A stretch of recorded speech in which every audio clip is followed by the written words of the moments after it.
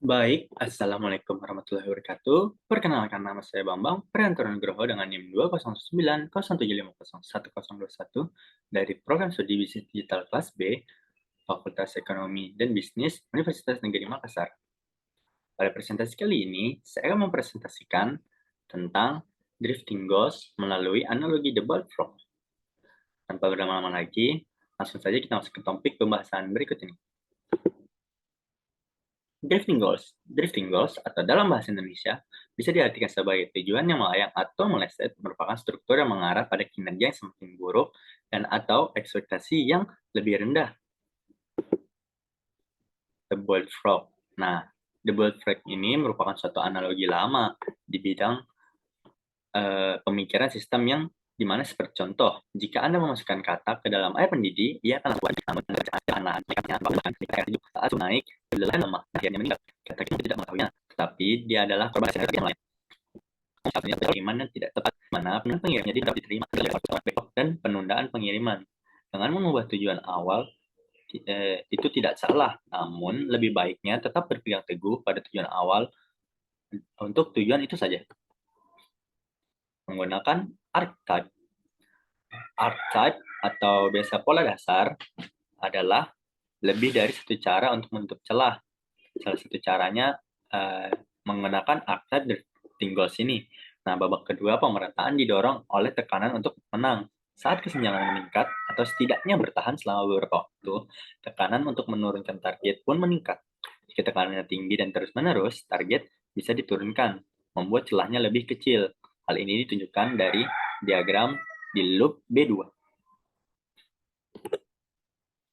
Nah, perbedaan utama antara kedua pengulangan menghitung target segera menutup celah, sementara tindakan korektif biasanya membutuhkan waktu.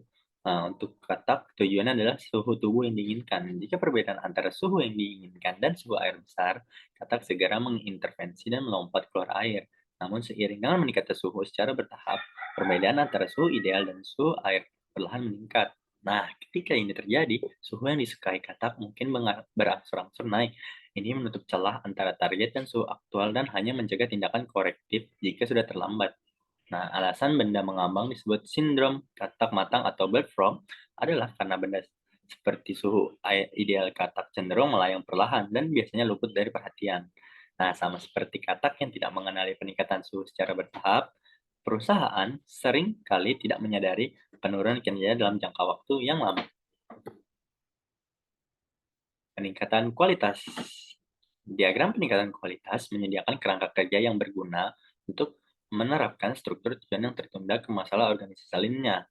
Nah, loop pada di diagram di kanan tersebut, loop bawah yaitu B7 mewakili pertumbuhan, sedangkan loop yang bagian atas atau B8 itu mewakili tekanan yang selalu ada untuk menurunkan target.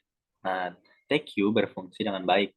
Sebagian berkat gain loop atau R1, seperti peningkatan kualitas, mengarah pada harapan pelanggan yang lebih tinggi, sasaran kualitas yang lebih tinggi, dan kesenjangan yang meningkat. Nah, di perusahaan yang berkomitmen pada TQ, setelah ini mengarah pada peningkatan kualitas lebih lanjut. Pertimbangan penting ketika mengevaluasi skenario drifting goals dalam suatu organisasi adalah menentukan apa yang mengarah ke tujuan. Nah, dalam diagram tingkatkan kualitas, tujuan kualitas dapat dipengaruhi oleh kualitas pesaing, ekspektasi kualitas pelanggan, atau kendala internal. Kekuatan relatif dari setiap efek potensial menentukan apakah kualitasnya meningkat, memburuk, ataupun berosilasi. Nah, target eksternal seperti target yang asli kurang rentan terhadap tekanan target. Nah, itu saja pembahasan dari saya mengenai drifting goals, the boiled frog, yang bisa saya paparkan. Akhir kata saya ucapkan wabillahi taufiq wal hidayah. Wassalamualaikum warahmatullahi wabarakatuh.